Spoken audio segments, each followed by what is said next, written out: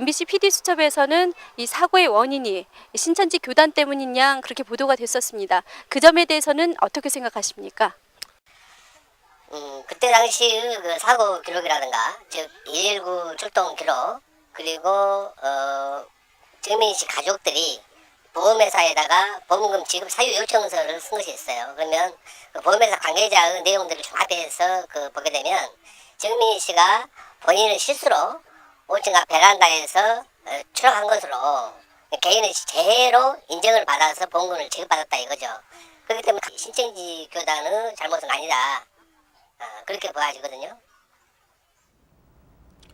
종교적인 견해가 다르다는 이유만으로 엄연한 성인을 때리고 감금하고 또 그러한 것들이 정당화된다는 것은 아무리 가족이라도 이해할 수 없는 부분인데요. 어떻습니까?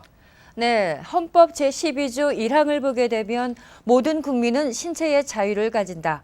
누구든지 법률에 의하지 아니하고는 체포, 구속, 압수, 수색 또는 신문을 받지 아니하며 법률과 적법한 절차에 의하지 아니하고는 처벌, 안보 처분 또는 강제 노역을 받지 아니한다라고 나와 있습니다.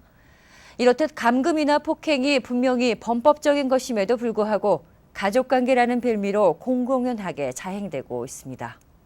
게다가 이 사건의 책임을 신천지 측으로 모는 것은 설득력조차 없어 보입니다.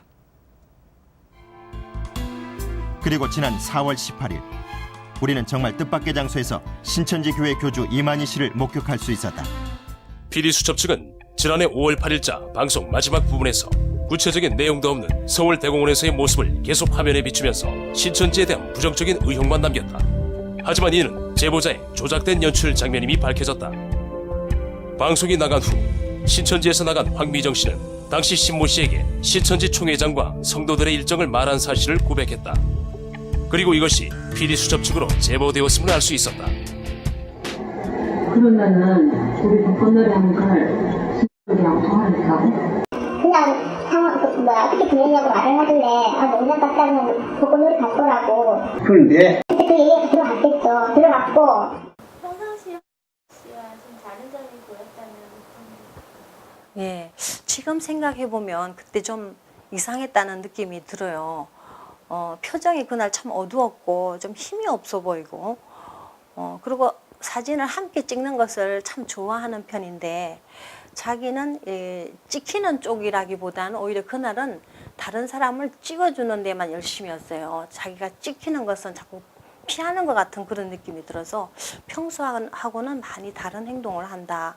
함께 찍기 참 좋아하는 애가 오늘은 왜 저럴까 그런 생각이 들었는데 그날은 여러 사람한테 이렇게 저렇게 포즈를 취해보라 그러면서 자기가 요구한 대로 포즈를 취하게 하고 사진을 찍어주는 그런 편에 속했어요. 그래서 좀 유다르게 오늘은 다른 행동을 한다 그런 느낌이 들었습니다. 저는 처음에 그 장면을 보고 너무 깜짝 놀랐습니다. 저도 분명히 그게 갔는데 저는 왜 사진에 안 나오고 왜 총회장님이 꼭 젊은 자매들하고만 복권놀이 한 것처럼 그렇게 나왔어요. 저도 분명히 그 자리에 있었고 함께 행동했던 그런 사람 중에 하나인데요. 거기는 왜 가시게 된 거죠? 그게 단순하게 그냥 벚꽃 구경을 가자 그게 아니고 벚꽃 구경도 하면서 벚꽃이 떨어지는 장면, 그 낙화 장면을 촬영을 해놓으면 다음에 문화부나 다른 부서에서 어떤 배경 화면으로 이용하면 참 좋을 거다 그런 생각이 들어서 낙화 장면을 좀 촬영을 해놓자 그런 의도도 있었습니다.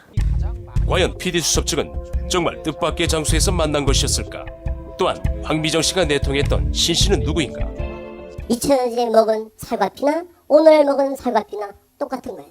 그래서 1000년 동안에는 어린 양, 2000년 동안은 어린 양 예수님의 살과피를 먹고 오늘날은 선생님의 살과피를 먹는 거예요. 그것도 정확하게 선생님의 살과피라고 해야 돼요. 그리고 앞으로는 이름도 선생님의 이름으로 기도하는 시대예요. 선생님의 이름으로 기도하는 거라니까 천년의 역사는. 그 말은 이 사람을 넘어뜨리기 위해서 미워하는 말이라 밖에는 볼 수밖에 없지 않습니까? 뱀이 하와에게 하나님 같이 된다는 말이나 이만희의 피와 살을 먹어야 이름으로 기도해야 구원받는다는 말은 예수님 같이 된다는 말 아니겠습니까? 이것이 사탄이가 미워하는 소리가 아니면 무엇이겠느냐 그 말인 것입니다. 네, 신선영 아나운서. 네. 2006년도에 신모 씨는 신천지 교회에서 총회장을 재림 예수로 신격화하다가 쫓겨난 거군요. 그럼 현재 그의 동향은 어떻습니까? 신모 씨는 근 2년 동안 안산의 교회 담임이자 이단 상담소장인 진 목사와 같이 다니는 모습을 자주 목격할 수 있었는데요. 그중 한 세미나에서 진 목사의 설교와 그의 밑에서 일하는 개종교육자와의 인터뷰를 보시겠습니다. 이들이 함께 활동한 시기와 MBC PD 수첩이 신천지에 관한 취재를 시작한 시기가 비슷한 것은 단순한 우연일까? 또 우리 사역하시는 우리 목사님과 같은 이런 분들의 노고도 저는 새삼스럽게 와서 좀 감사를 드리고, 그래서 아마 진 목사님 같은 분들이 계시기 때문에 우리 같은 사람도 이렇게 좀 같이 호흡할 수 있는 숨통이를 트이지, 그렇지 않으면요 저희들이 어디 발붙일 곳이 없어요. 좀 어떤 모양으로든지 좀 목사님과 좀 힘을 합쳐서 작은아마 힘을 좀 보태드려야 되겠다 하는 이런 마음을 가지고 지금 준비를 하고 있습니다. 이번에 방송에 MBC 스키스 방송에 나간 다음에 방송에 추석 명단이 나오게 됐고 제가 준 건데, 그런데 그 몇 개 나간 다음에 전국에서 전화 오는 겁니다. 우리 교회 추석권 명단 있으면 좀 주십시오. 이들은 이단 상담이란 이름으로 신천지 성도들을 개종시키는 일에 주력하고 있다. 실제로 PD 수첩 방영 이후 현재까지 약 1년간의 피해 사례는 157명으로 지난 약 6년간의 피해 사례 115명보다도 훨씬 높은 수치다. 이들이 이렇게 신천지 주기에 열을 올리며 거짓을 제보한 이유는 무엇일까? 그 개종 목사가 그 일을 개종교육을 시작한 그 일에 대해서 듣게 된 게, 그 몇 해 전에 그 당시에 그 개종 목사의 교회에 출석하던 성도 중에 한 명이 교회를 신천지 교회로 옮겼대요. 그 사건 이후로 자기 교인을 성도들을 빼간다는 이유로 개종교육을 시행을 하게 되었다고 들었습니다. 또 심지어는 이제 저희 부모님에게 그 개종교육 상담비를 사전에 30만 원 정도를 요구했다는 것조차 제가 들었거든요. 그 금액은 얼마나 가지고 올라가?